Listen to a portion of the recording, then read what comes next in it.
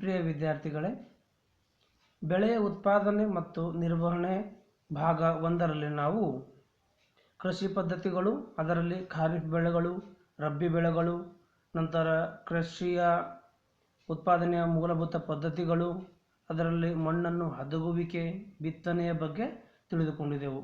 ಇಂದು ನಾವು ಸಾವಯವ ಗೊಬ್ಬರಗಳು ಮತ್ತು ರಸಗೊಬ್ಬರಗಳನ್ನು ಯಾವ ರೀತಿ ಸೇರಿಸುತ್ತಾರೆ, ನೀರಾವರಿ, ಕಳೆಯಿಂದ ರಕ್ಷಣೆ ಯಾವ ರೀತಿ ಕೊಡುತ್ತಾರೆ, ಕೊಯ್ಲು ನಂತರ ಸಂಗ್ರಹಣೆ ಬಗ್ಗೆ ತಿಳಿದುಕೊಳ್ಳಲು ಪ್ರಯತ್ನಿಸೋಣ. ಇವು ಬಿತ್ತನೆಗೆ ಬಳಸುವಂತಹ ಸಾಂಪ್ರದಾಯಿಕ ಸಲಕರಣೆಗಳು ನಾವು ನೋಡಬಹುದು.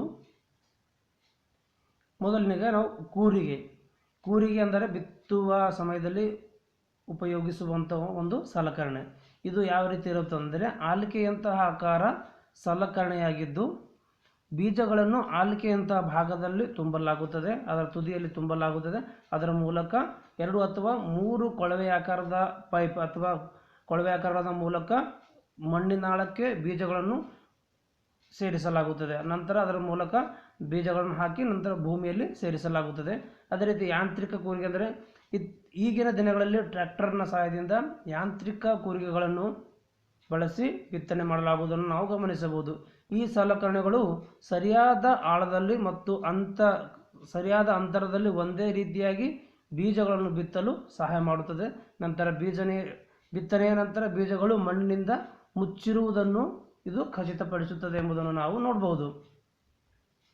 ನಂತರ ಸಾವಯವ ಗೊಬ್ಬರ ಮತ್ತು ರಸಗೊಬ್ಬರ ಯಾವ ರೀತಿ ಸೇರಿಸುತ್ತಾರೆ ಎಂಬುದನ್ನು ನೋಡುವುದಾದರೆ, ಸಸ್ಯಗಳ ಆರೋಗ್ಯಕರ ಬೆಳವಣಿಗೆಗೆ ಪೋಷಕಾಂಶಗಳ ರೂಪದಲ್ಲಿ ಮಣ್ಣಿಗೆ ಸೇರಿಸುವಂತಹ ಪದಾರ್ಥಗಳನ್ನು ನಾವೇನುತ್ತೇವೆ ಸಾವಯವ ಗೊಬ್ಬರ ಮತ್ತು ರಸಗೊಬ್ಬರ.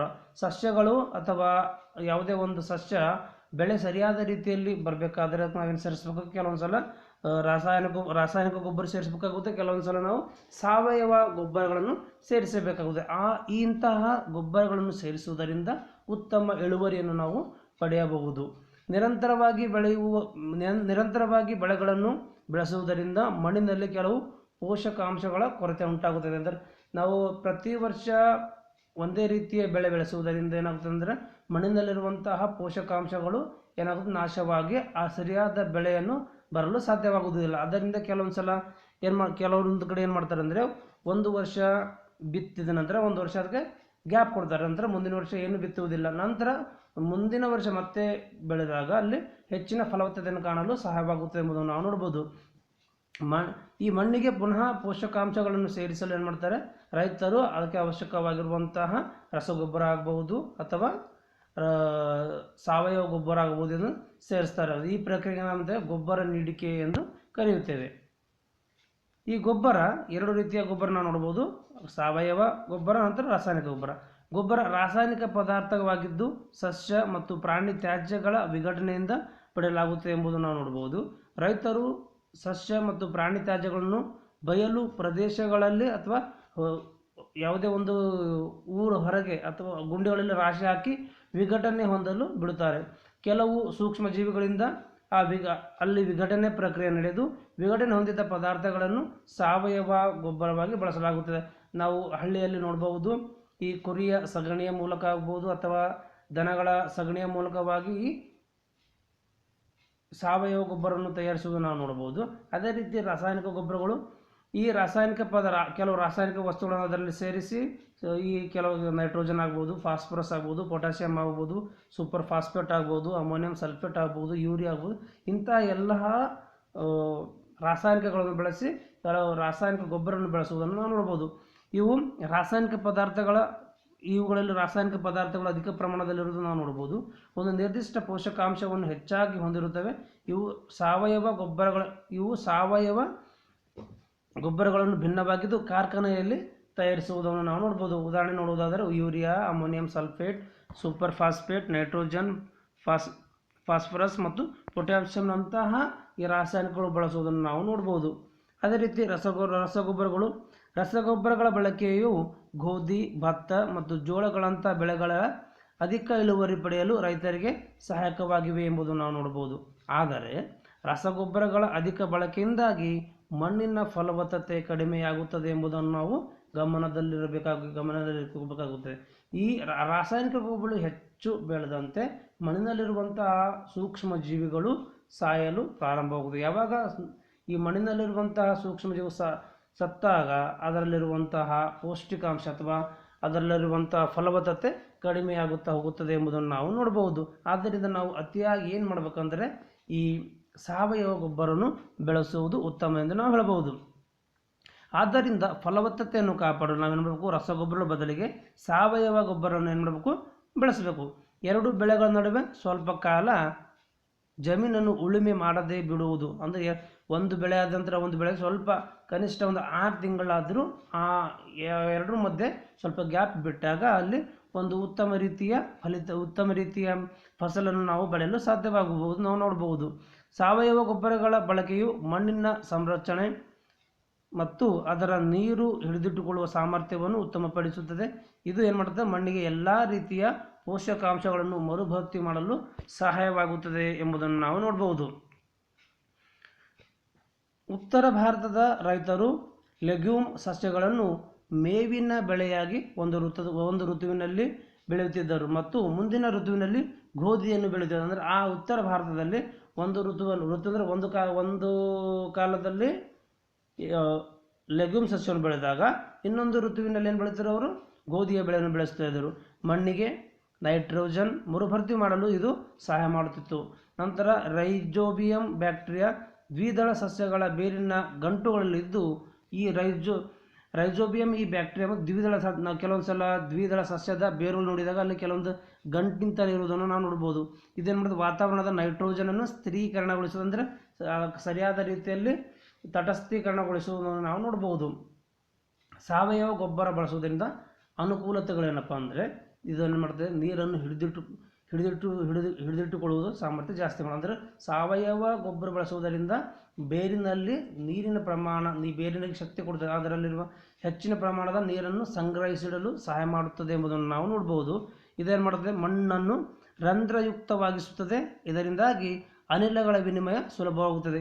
ಈ ಸಾವಯವ ಗೊಬ್ಬರ ನಾವು ಅತಿಯಾಗಿ ಸರಿಯಾದ ರೀತಿಯಲ್ಲಿ ಬಳಸುವುದರಿಂದ ರಂಧ್ರಯುಕ್ತ, ಅದರಲ್ಲಿ ಯಾವುದೇ ರೀತಿಯ ಮಣ್ಣಿನಲ್ಲಿ ಸರಿಯಾದ ರೀತಿಯಲ್ಲಿ ಆಕ್ಸಿಜನ್, ಇಂಗಾಲದ ಡೈಆಕ್ಸೈಡ್, ಅನಿಲಗಳ ವಿನಿಮಯ ಅಂದರೆ ಕಾರ್ಬನ್ ಡೈಆಕ್ಸೈಡ್ ಅಥವಾ ನಮ್ಮ ಆಕ್ಸಿಜನ್ ಸರಿಯಾದ ರೀತಿಯಲ್ಲಿ ವಿನಿಮಯವಾಗಲು ಸಾಧ್ಯವಾಗುತ್ತದೆ ಎಂದು ನಾವು ಹೇಳ್ಬೋದು.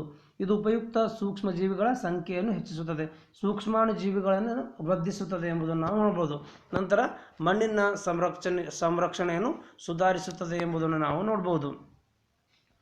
ಇಲ್ಲಿ ನೋಡುವಾಗ ಸಾವಯವ ಗೊಬ್ಬರ ಮತ್ತು ರಸಗೊಬ್ಬರಗಳ ವ್ಯತ್ಯಾಸವನ್ನು ನೋಡುವುದಾದರೆ, ಇಲ್ಲಿ ರಸಗೊಬ್ಬರವು ಮಾನವ ನಿರ್ಮಿತ ನಿರವಯವ ಲವಣ. ಅಂದರೆ ರಸಗೊಬ್ಬರ ಮಾನವನು ಯಾವುದೇ ರೀತಿಯ ರಾಸಾಯನಿಕಗಳನ್ನು ಬಳಸದೆ ಉತ್ಪಾದಿಸಬಹುದು. ಅದೇ ರೀತಿ ಸಾವಯವ ಗೊಬ್ಬರವು ಒಂದು ನೈಸರ್ಗಿಕ ಪದಾರ್ಥವಾಗಿದ್ದು ಅದನ್ನು ಸಗಣಿ ಮತ್ತು ಸಸ್ಯಗಳ ಉಳುವಿಕೆಯಲ್ಲಿ ವಿಘಟನೆಯಿಂದ ಪಡೆಯಲಾಗುತ್ತದೆ.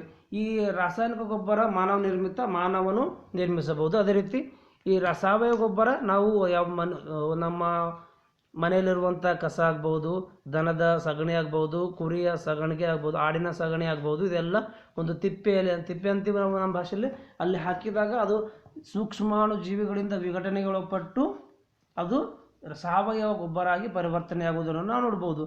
ಅದೇ ರೀತಿ ರಸಗೊಬ್ಬರಗಳನ್ನು ಸಾಮಾನ್ಯವಾಗಿ ಇಲ್ಲಿ ಕಾರ್ಖಾನೆಗಳಲ್ಲಿ ಉತ್ಪಾದಿಸುತ್ತಾರೆ ನಾವು ನೋಡ್ಬೋದು. ಆದರೆ ಸಾವಯವ ಗೊಬ್ಬರ ಬಯಲು ಪ್ರದೇಶಗಳಲ್ಲಿ ಉತ್ಪಾದಿಸುವರು. ರಸಗೊಬ್ಬರಗಳು ಯಾವುದೇ ರೀತಿಯ ಹ್ಯೂಮಸನ್ನು ಮಣ್ಣಿಗೆ ಒದಗಿಸುತ್ತೆ. ಹ್ಯೂಮಸ್ ಅಂದಾಗ ನಾವು ಅತಿ ಸಾಫ್ಟ್ ಪದಾರ್ಥ, ಸಾಫ್ಟ್ ಅಂದರೆ ಮೆದುವಾದ ಮಣ್ಣನ್ನು ನೋಡ್ತೇವೆ. ಈ ಮೆದುವಾದ ಮಣ್ಣನ್ನು ರಾಸಾಯನಿಕ ಗೊಬ್ಬರದಿಂದ ಪಡೆಯಲು ಸಾಧ್ಯವಿಲ್ಲ. ಅದೇ ರೀತಿ ನಾವು ಈ ಮೃದುವಾದ ಮಣ್ಣನ್ನು ನಾವು ಸಾವಯವ ಗೊಬ್ಬರದಿಂದ ಹೆಚ್ಚು ಹ್ಯೂಮಸ್ ಮಣ್ಣಿಗೆ ಒದಗಿಸುತ್ತದೆ ಎಂಬುದನ್ನು ನಾವು ನೋಡ್ಬೋದು. ಅದೇ ರೀತಿ ರಸಗೊಬ್ಬರಗಳು ನೈಟ್ರೋಜನ್, ಫಾಸ್ಫರಸ್ ಮತ್ತು ಪೊಟ್ಯಾಷಿಯಂನಂತಹ ಸಸ್ಯ ಪೋಷಕಗಳಿಂದ ಸಮೃದ್ಧಿಯಾಗಿದೆ ಎಂಬುದನ್ನು ನಾವು ನೋಡ್ಬೋದು. ಸಾಪೇಕ್ಷವಾಗಿ ಇಲ್ಲಿ ಸಾವಯವ ಗೊಬ್ಬರವು ಸಸ್ಯ ಪೋಷಕರು ಕಡಿಮೆ ಪ್ರಮಾಣದಲ್ಲಿ ಹೊಂದಿವೆ ಎಂಬುದನ್ನು ನಾವು ನೋಡ್ಬೋದು. ಇಲ್ಲಿ ನೀರಾವರಿ, ಯಾವುದೇ ಒಂದು ಬೆಳೆ ಬೆಳೆಸುವಾಗ ವಿವಿಧ ರೀತಿಯಲ್ಲಿ ನೀರಾವರಿಯನ್ನು ನಾವು ನೋಡ್ಬೋದು. ಬೆಳೆಗಳಿಗೆ ವಿಭಿನ್ನ ಕಾಲಾಂತರಗಳಲ್ಲಿ ವಿಭಿನ್ನ ಕಾಲದಲ್ಲಿ ನೀರನ್ನು ಒದಗಿಸೋಕೆ ನಾವೇನಂತೇವೆ, ನೀರಾವರಿ. ಯಾವ ಬೆಳೆಗೆ ಎಷ್ಟು ಪ್ರಮಾಣದಲ್ಲಿ ನೀರನ್ನು ಒದಗಿಸಬೇಕು ಅದರ ಆಧಾರದ ಮೇಲೆ ನಾವು ಏನಂತ ನೀರಾವರಿ ಯೋಜನೆ ಅಂತ ಹೇಳ್ತೇವೆ. ಸಸ್ಯಗಳ ಹೂಗಳು, ಹಣ್ಣುಗಳು ಮತ್ತು ಬೀಜಗಳ ಸಮರ್ಪಕ ಬೆಳವಣಿಗೆಗೆ ಹಾಗೂ ವಿಕಾಸಕ್ಕೆ ನೀರು ಮುಖ್ಯವಾಗಿ ಬೇಕಾಗುತ್ತದೆ. ನೀರು ಸಸ್ಯಗಳ ಬೇರುಗಳಿಂದ ಹೀರಲ್ಪಡುವುದನ್ನು ನಾವು ನೋಡಿದ್ದೇವೆ. ನೀರಿನ ಜೊತೆಗೆ ಖನಿಜಗಳು ಮತ್ತು ರಸಗೊಬ್ಬರಗಳು ಸಹ ಹೀರಲ್ಪಡುತ್ತವೆ. ಶುಷ್ಕ ಪರಿಸ್ಥಿತಿಗಳಲ್ಲಿ ಬೀಜಗಳು ಮೊಳೆಯಲಾರವು. ಅಂದರೆ ಶುಷ್ಕ ಪದಾರ್ಥ ಅಂದರೆ ಒಂದು ಕೆಲವೊಂದು ಸಲ ಬೇರಿಗೆ ನೀರನ್ನು ಸಿಗದಿದ್ದಾಗ ಕೂಡ ಇವು ನೀರಾವರಿಯ ಮೂಲಕ ಈ ಸಸ್ಯಗಳು ನೀರನ್ನು ಹಿಡಿದಿಟ್ಟುಕೊಂಡು ಸರಿಯಾದ ರೀತಿಯಲ್ಲಿ ಅದು ತಮ್ಮ ಆಹಾರವನ್ನು ತಯಾರಿಸಲು ಸಹಾಯವಾಗುತ್ತದೆ ಎಂಬುದನ್ನು ನಾವು ನೋಡ್ಬೋದು. ಅದೇ ರೀತಿ ಪೋಷಕಾಂಶಗಳು ನೀರಿನಲ್ಲಿ ಕರಗಿದ ಎಲ್ಲ ಭಾಗಗಳಿಗೂ ಸಾಗಿಸಲ್ಪಡುತ್ತವೆ ಎಂಬುದನ್ನು ನಾವು ನೋಡಿದ್ದೇವೆ. ಶೀತ ಗಾಳಿಯಿಂದ ಮತ್ತು ಬಿಸಿ ಗಾಳಿಯಿಂದ ಬೆಳೆಗಳಿಗೆ ರಕ್ಷಣೆಯನ್ನು ಕೊಡಲು ನೀರು ಸಹಾಯಕವಾಗುತ್ತದೆ. ಬೆಳೆಯ ಆರೋಗ್ಯಕರ ಬೆಳವಣಿಗೆಗೆ ಮಣ್ಣಿನ ತೇವಾಂಶವನ್ನು ಕಾಪಾಡಿಕೊಳ್ಳಲು ಜಮೀನಿಗೆ ನಿಯಮಿತವಾಗಿ ನೀರು ಹಾಯಿಸಬೇಕಾಗುವುದನ್ನು ನಾವು ನೋಡ್ಬೋದು. ಈ ನೀರಾವರಿಯ ಆಕಾರಗಳು ಅಂದರೆ ಬಾವಿಗಳು, ಕೊಳವೆಗಳು, ಕೆರೆಗಳು, ಸರೋವರಗಳು, ನದಿಗಳು, ಅಣೆಕಟ್ಟುಗಳು ಮತ್ತು ಕಾಲುವೆಗಳ ಮೂಲಕ ಈ ನೀರಾವರಿ ಯೋಜನೆ ನಾವು ನೋಡ್ಬೋದು. ನೀರಾವರಿಯ ಆಕಾರಗಳು ಮತ್ತು ಬಾವಿಗಳು, ಕೆರೆಗಳು, ಸರೋವರಗಳು, ನದಿಗಳು, ಅಣೆಕಟ್ಟುಗಳು ಮತ್ತು ಕಾಲುವೆಗಳು. ಈ ನೀರಾವರಿಯ ಸಾಂಪ್ರದಾಯಿಕ ವಿಧಾನ ಅಂದರೆ ಬಾವಿಗಳು, ಸರೋವರಗಳು ಮತ್ತು ಕಾಲುವೆಗಳಲ್ಲಿ ಲಭ್ಯ ನೀರನ್ನು ಜಮೀನುಗಳಿಗೆ ವಿಭಿನ್ನ ವಿಧಾನಗಳಿಂದ ಪೂರೈಸುವುದು. ಅದರದು ಅಗಳು ಮೂಲಕ ಅಂದರೆ ನಾಲುವೆಯ ಮೂಲಕ ನಾವು ಕಾಲುವೆ ಮೂಲಕ ಹಾಕುವುದು, ನಂತರ ಸರಪಳಿ ಪಂಪ್ಗಳ ಮೂಲಕ, ಒಂದಾದ ನಂತರ ಪಂಪ್ಗಳ ಮೂಲಕ, ಏತ ನೀರಾವರಿ ಅಂದರೆ ಏತ ನೀರಾವರಿಯ ಮೂಲಕ ಅಥವಾ ರಾಹಟ್ ಸಣ್ಣ ಕೋಲುಗಳ ಮೂಲಕ ಈ ನೀರಾವರಿ ಸಾಂಪ್ರದಾಯಿಕ ವಿಧಾನಗಳ ಮೂಲಕ ನಾವು ಮಾಡಬಹುದು.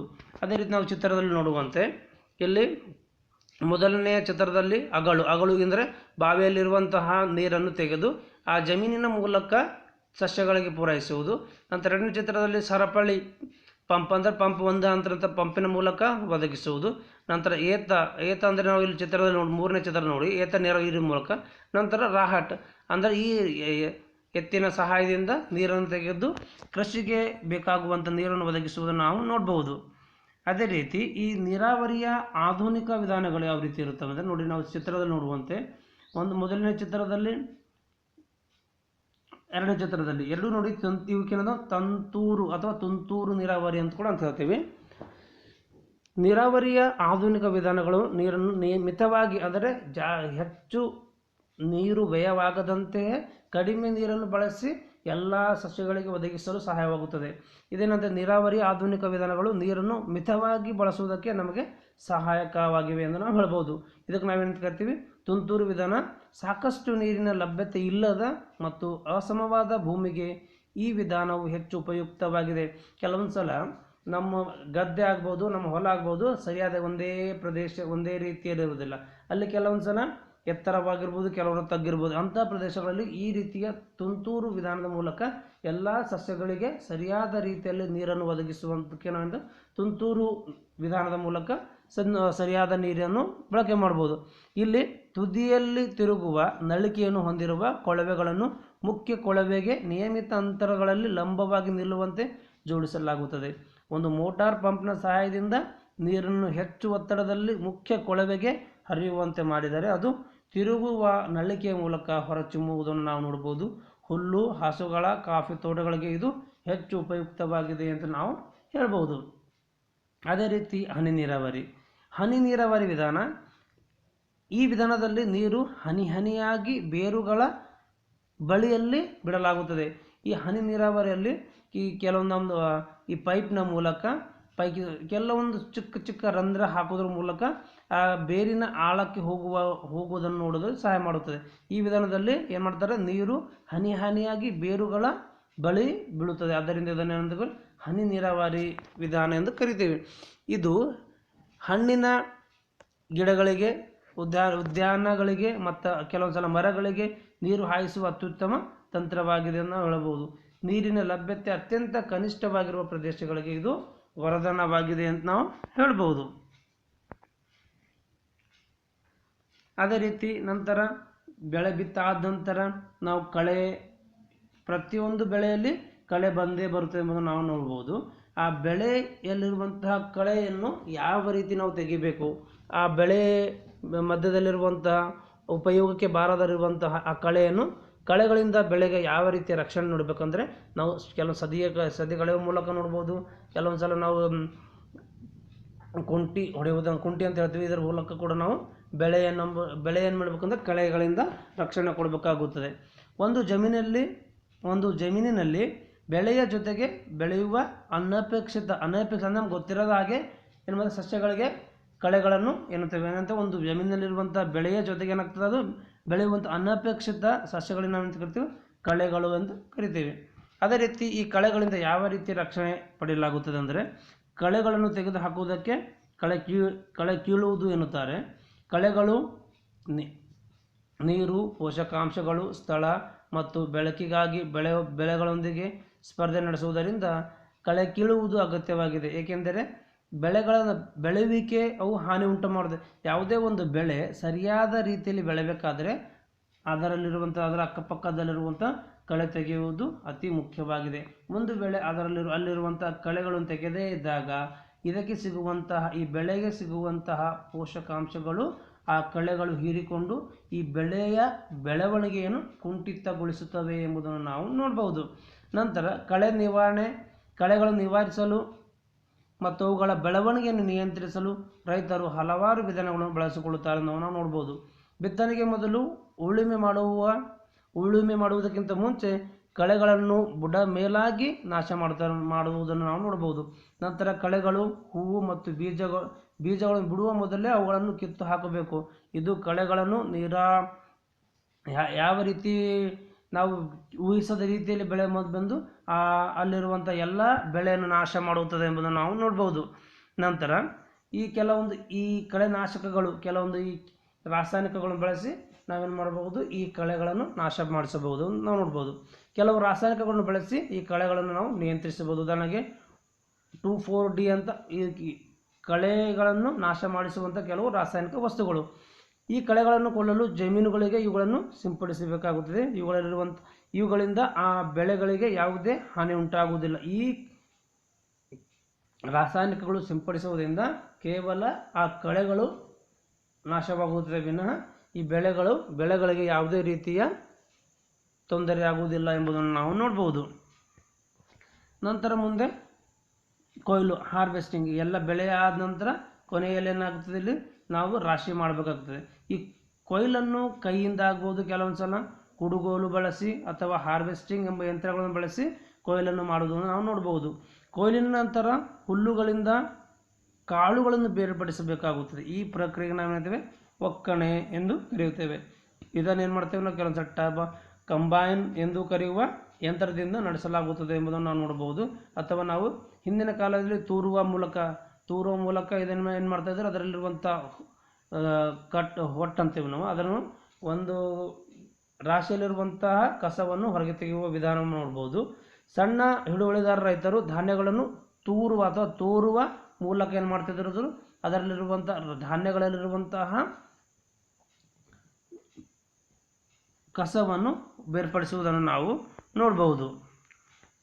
ಈ ಕೊಯ್ಲು ಹಬ್ಬಗಳು ಸಾಮಾನ್ಯವಾಗಿ ಪೊಂಗಲ್, ತಮಿಳುನಾಡಲ್ಲಿ ಪೊಂಗಲ್ ಅಂತ ಕರೀತಾರೆ, ಪಂಜಾಬ್ನಲ್ಲಿ ಎರಡು ರೀತಿ ನೋಡ್ಬೋದು ನಾವು, ಲೋರಿ ಮತ್ತು ಬೈಸಾಖಿ. ಅದೇ ರೀತಿ ಕೇರಳದಲ್ಲಿ ಓಣಂ ಅಂತಾರೆ, ನಮ್ಮ ಕರ್ನಾಟಕ ಮತ್ತು ಆಂಧ್ರ ಪ್ರದೇಶದಲ್ಲಿ ಮಕರ ಸಂಕ್ರಾಂತಿ ಅಂತಾರೆ. ನಂತರ ಆಸಾಂನಲ್ಲಿ ಭೋಗಾಲಿ ಬಿಹು ಎಂಬುದನ್ನು ನಾವು ನೋಡ್ಬೋದು. ಅದೇ ರೀತಿ ಕೊಯ್ಲಾದ ನಂತರ ನಮಗೆ ಸಿಗುವಂತಹ ಬೆಳೆಯನ್ನು ಯಾವ ರೀತಿ ಸಂಗ್ರಹಿಸಿಡಬೇಕು, ಬೆಳೆಗಳ ಸಂಗ್ರಹಣೆ ಒಂದು ಪ್ರಮುಖವಾದ ಕಾರ್ಯವಾಗಿದೆ ಎಂಬುದನ್ನು ನಾವು ನೋಡ್ಬೋದು. ಬೆಳೆಯ ಧಾನ್ಯಗಳನ್ನು ದೀರ್ಘಕಾಲದವರೆಗೆ ಸಂಗ್ರಹಿಸಬೇಕಾದರೆ ಅವುಗಳನ್ನು ತೇವಾಂಶ, ಕೀಟಗಳು ಮತ್ತು ಸೂಕ್ಷ್ಮ ಜೀವಿಗಳಿಂದ ರಕ್ಷಣೆ ಕೊಡಬೇಕಾಗುತ್ತದೆ. ತಾಜಾ ಬೆಳೆಯು ಹೆಚ್ಚು ತೇವಾಂಶ ಹೊಂದಿರುತ್ತದೆ.